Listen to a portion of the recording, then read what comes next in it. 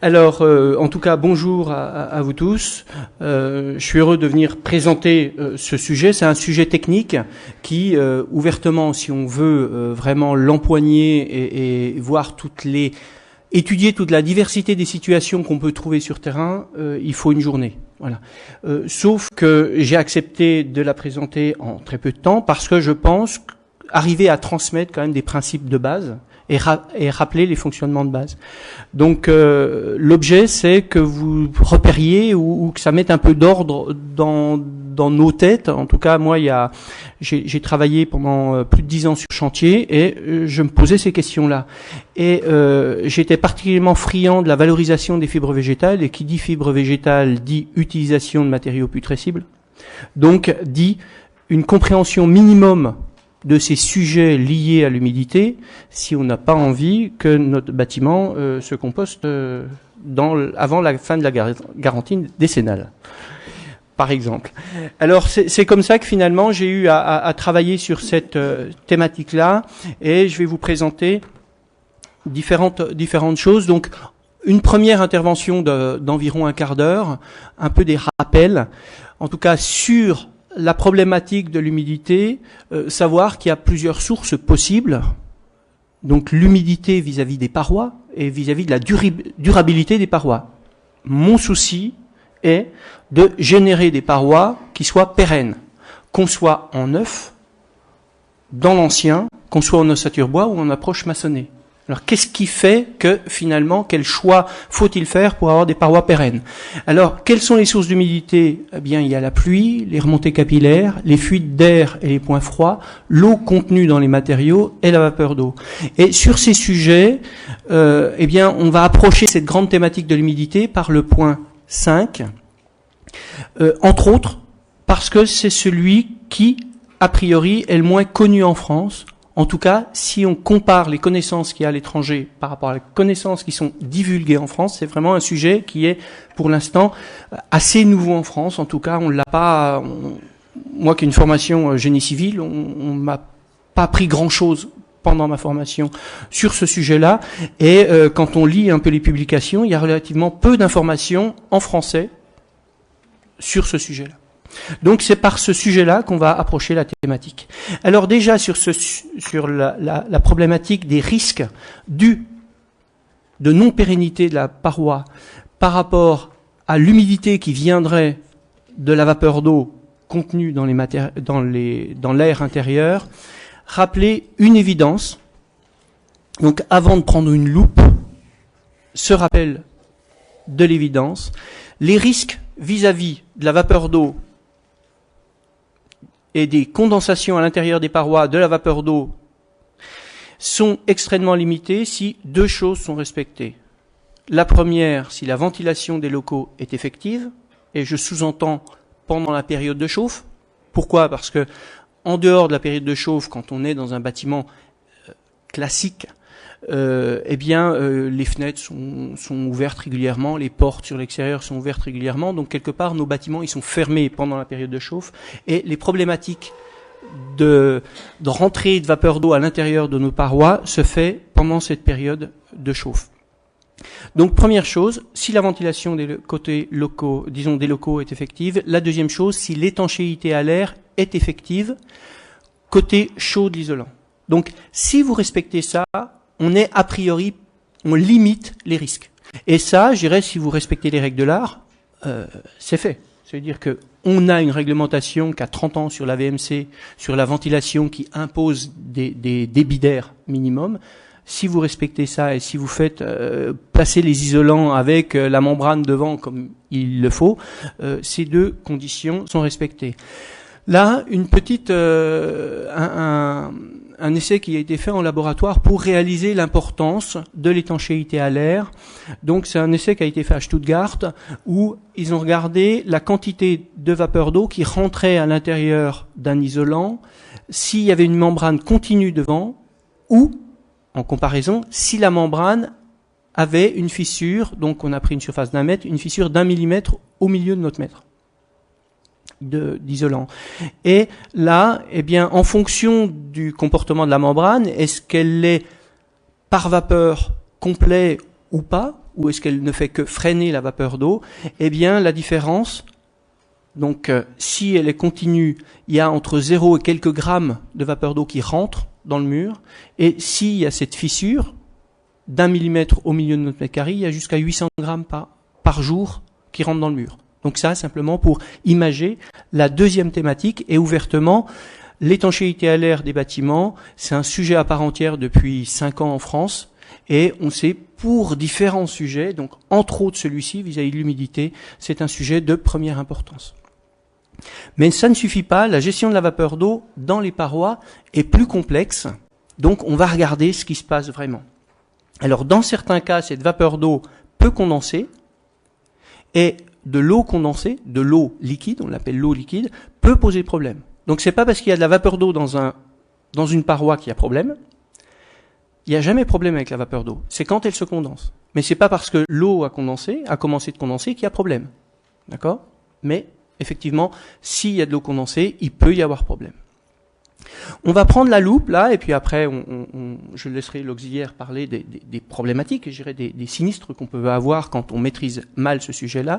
On va prendre la loupe donc là, on a une approche un peu scientifique pour voir ce qui se passe là, et puis après l'intervention de l'auxiliaire, on regardera grande famille on regardera vraiment ce qui se passe avec deux exemples, en isolation thermique par l'intérieur et en isolation thermique par l'extérieur. Alors déjà, pour comprendre cette problématique d'humidité, il faut réaliser que quand on parle d'humidité, c'est soit de la vapeur d'eau, soit de l'eau liquide. On appelle ça l'eau liquide en opposition au terme générique eau. Voilà. Donc c'est soit de la vapeur d'eau, soit de l'eau liquide. Il faut simplement savoir que les mécanismes de déplacement de la vapeur d'eau à l'intérieur d'une paroi ne sont pas les mêmes que les mécanismes de déplacement de l'eau à travers une paroi. C'est-à-dire que pour connaître le comportement d'un matériau vis-à-vis de l'humidité, il faut connaître son comportement à la vapeur d'eau d'une part, et d'autre part son comportement à l'eau. Alors, le comportement à la vapeur d'eau, il faut simplement enregistrer que les problématiques sont des problématiques hivernales, ça veut dire que s'il y a de la vapeur d'eau qui rentre dans nos parois, c'est l'hiver, lorsque le bâtiment est fermé, et lorsqu'il y a un air extérieur particulièrement sec. Voilà. Donc il faut savoir que quand on vit l'hiver dans un bâtiment, chauffé donc a priori pas à tout vent, eh bien il y a une production importante d'humidité à l'intérieur du bâtiment, ce qui génère une pression de vapeur d'eau sur les parois d'enveloppe de notre bâtiment. Donc c'est le phénomène naturel de la vapeur d'eau l'hiver sous nos climats. Alors, il y a une pression et les matériaux, en fonction de leur réalité physique, chimique, sont plus ou moins ouverts à cette migration de vapeur d'eau. Un exemple de matériau complètement fermé, c'est le verre. La vapeur d'eau ne rentre pas dans le verre, et vu que le vitrage est quelquefois froid, eh bien c'est là que se passent les premières condensations.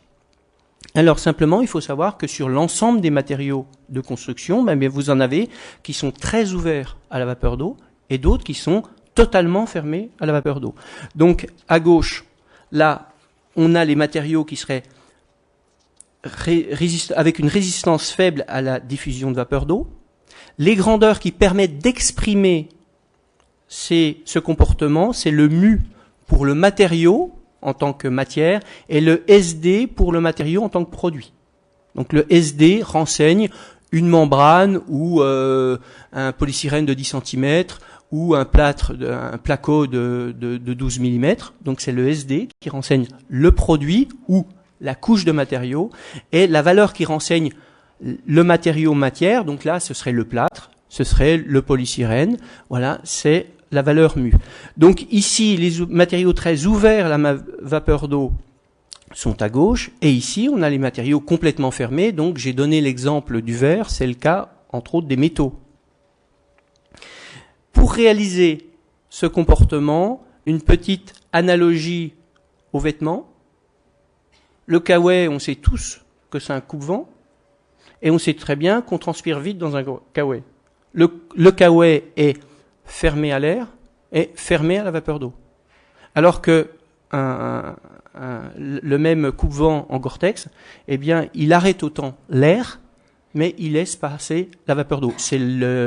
J'aurais pu prendre des chaussures, le visuel était moins évident, mais entre la chaussure ou la botte en plastique et puis la chaussure en cuir, c'est le même phénomène. Ça veut dire, pour réaliser que cette image, cette comparaison, c'est vraiment pour réaliser qu'on peut arrêter l'air et laisser passer la vapeur d'eau. Ce sont deux choses différentes. OK ? Alors, ici, simplement un petit rappel pour pas que cette analogie aux vêtements nous trompe. Pour un matériau de construction, on ne peut pas dire de prime abord qu'être ouvert ou fermé à la vapeur d'eau est bien ou mal. J'ai vu des référentiels qui disaient, par exemple, un matériau naturel est un matériau ouvert à la vapeur d'eau. C'est complètement stupide. Premièrement, il faut effectivement, il faudra tôt ou tard, comme dans d'autres pays en France, sortir une définition de l'écomatériau, mais c'est pas parce qu'un matériau aurait un bilan environnemental pertinent sur son cycle de vie qui serait ouvert à la migration de la vapeur d'eau ou fermé. Je dirais, c'est une réalité technique, un comportement technique. On est ouvert ou on est fermé, ce n'est ni bien ni mal, ça dépend de la situation. Certaines fois, on aimera un matériau qui sera frein vapeur, voire totalement par vapeur. Et d'autres fois, on cherchera un matériau très ouvert. L'eau liquide, je vous ai dit, elle se déplace différemment. C'est-à-dire que la vapeur d'eau, on vient d'en parler, elle se déplace à l'intérieur de nos parois, de l'intérieur à l'extérieur, et c'est une problématique hivernale. L'eau liquide, son souci, c'est pas l'intérieur ou l'extérieur. L'eau liquide cherche à aller au parement le plus proche, première information, mais elle cherche à aller des endroits humides aux endroits secs. Ça veut dire que votre vapeur d'eau, elle est orientée, alors que votre eau, elle peut aller à droite, aller à gauche, monter ou descendre. Ok ? Donc, c'est la même molécule de départ, mais c'est pas le même comportement. Alors, pour imager ce comportement qu'on appelle le transport capillaire ou la capillarité, eh bien, voici un petit essai qui montre qu'effectivement, plus la réalité du matériau, donc plus les pores du matériau se rapprochent de tubes fins et continus, plus l'eau se déplacera facilement à l'intérieur des matériaux. Et là encore, on ne peut pas dire qu'un matériau capillaire soit bien ou mal. C'est une caractéristique physique du matériau. L'eau à l'intérieur de ce matériau se déplace ou ne se déplace pas. Les matériaux sont plus ou moins capillaires, quelques-uns sont non capillaires. J'ai parlé du verre tout à l'heure, bien entendu, si la vapeur d'eau ne peut pas rentrer dans le verre, il n'y a pas de mouvement possible d'eau dans le verre. Le verre est un matériau non capillaire. Les matériaux supportent plus ou moins l'eau. Donc, deuxième slide sur le comportement des matériaux à l'eau. Certains sont putrescibles. Donc, effectivement, quand on maîtrise pas ce sujet de l'humidité, on va avoir tendance à ne pas utiliser de matériaux putrescibles. Donc, en neuf, c'est facile. On peut construire en neuf sans utiliser de matériaux putrescibles. Dans l'ancien, c'est moins évident. Vous réhabilitez un bâtiment en pan de bois, il y a la paille du torchis, qui est très putrescible, et il y a le colombage, qui est putrescible. Et imaginez, vous réhabilitez un bâtiment maçonné, mais les solives sont en bois. Et qui dit solive en bois, dit nez de solive encastré dans le mur, donc matériaux putrescibles. Ça veut dire que effectivement, il y a un souci particulier à avoir avec les matériaux putrescibles. Malheureusement, il n'y a pas encore d'échelles qui permettent de renseigner l'ensemble des matériaux, est-ce qu'ils sont très putrescibles, donc très vulnérables, ou moyennement putrescibles. Je prends l'exemple dans un sujet qui est un sujet sur lequel j'ai pas mal travaillé, sur les isolants. Et les isolants puits de carbone, par exemple. Deux matériaux extrêmes, mais qui sont les deux rangés dans les matériaux putrescibles. La paille et la laine de chanvre. Donc dire que la fibre de chanvre, la filasse de chanvre est putrescible, effectivement, c'est le cas, puisqu'elle n'est pas imputrescible. Sauf que aller raconter ça à des marins, qui savent que depuis des centaines et des centaines d'années, on fait des cordes en chanvre parce que ça pourrit pas, voilà, ils nous regardent de biais quand on leur dit que c'est putrescible. Donc effectivement, il faudrait une échelle pour qualifier la fragilité d'un matériau à pourrir. Certains matériaux sont altérables, c'est-à-dire qu'il y a des matériaux qui sont non putrescibles, mais qui peuvent être dégradés par une présence plus ou moins importante d'eau. Je pense entre autres aux laines minérales en cas de dégâts des eaux. effectivement, une laine minérale supporte bien l'humidité, mais en cas de dégâts des eaux, non, ça marche plus. Donc vous voyez que par rapport aux matériaux, il y a une fragilité. Et j'ai deux photos là, j'ai amené 2 photos qui montrent des matériaux putrescibles, mais qui passent le temps, disons, qui arrivent à tenir plusieurs années, alors que, donc, en bas à droite, vous avez une tapisserie du Moyen-Âge. Voilà, le tissu est putrescible. Voilà, et ça tient. Je parlais de la paille, qui est un matériau très putrescible. On a retrouvé du mobilier bourré de paille en Égypte, dans les fouilles archéologiques. C'est-à-dire que la paille, dans des conditions particulières, est quasiment éternelle. Alors que d'un autre côté, si vous voulez faire pourrir de la paille, je dirais, vous la mettez dehors et vous revenez 6 mois après, il reste plus grand-chose. D'accord ? Donc vous voyez que la fragilité est directement liée aux conditions extérieures. La molécule d'eau aux différents états. Alors simplement, on revient à notre vapeur d'eau et l'eau liquide. Simplement, il faut savoir que à l'intérieur de nos parois, l'eau peut s'évaporer et la vapeur d'eau peut condenser. Et c'est ça qui pose problème.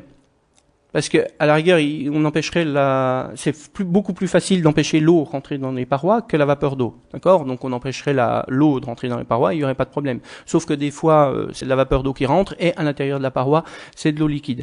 Alors, il y a 2 systèmes qui permettent ça. Le premier, c'est la condensation par saturation de vapeur d'eau et tout le monde a entendu parler du point de rosée.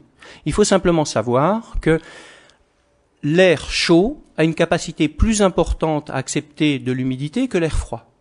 Donc un air chaud, plus ou moins humide, qui refroidit, à un moment donné, il arrive à saturation et il y a une partie de cette vapeur d'eau qui devient gouttelette. La vapeur d'eau devient eau liquide.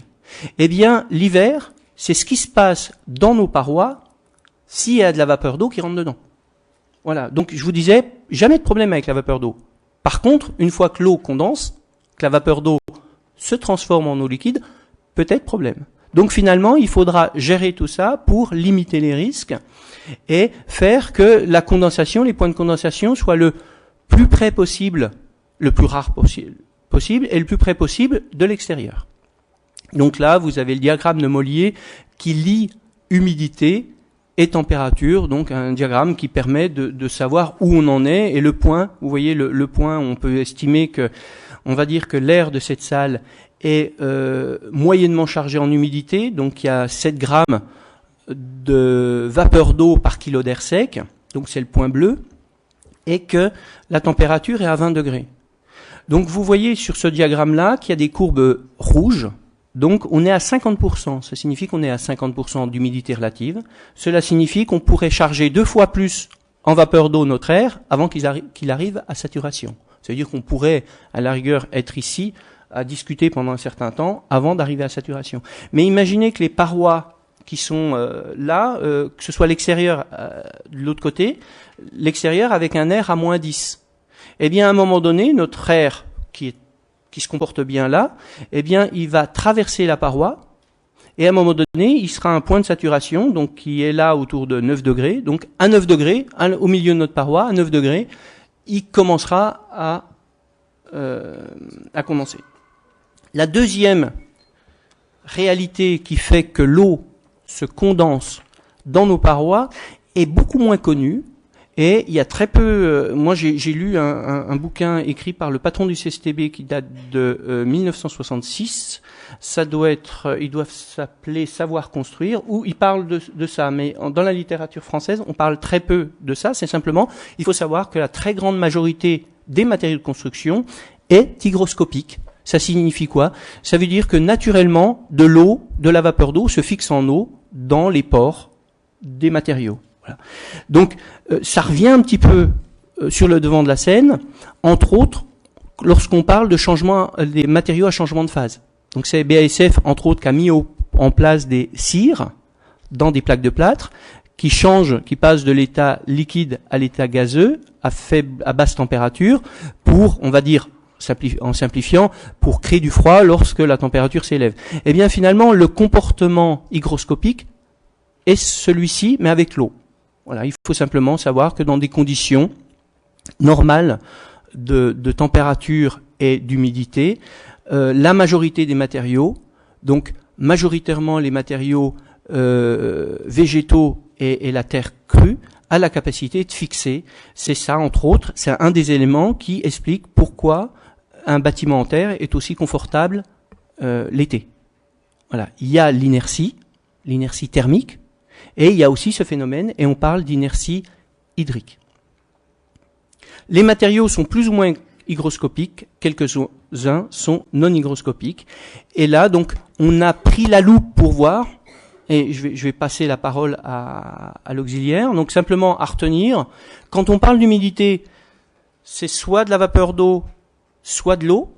Les mécanismes de fonctionnement, de déplacement à l'intérieur d'un matériau ne sont pas les mêmes si la molécule d'eau est vapeur ou eau liquide.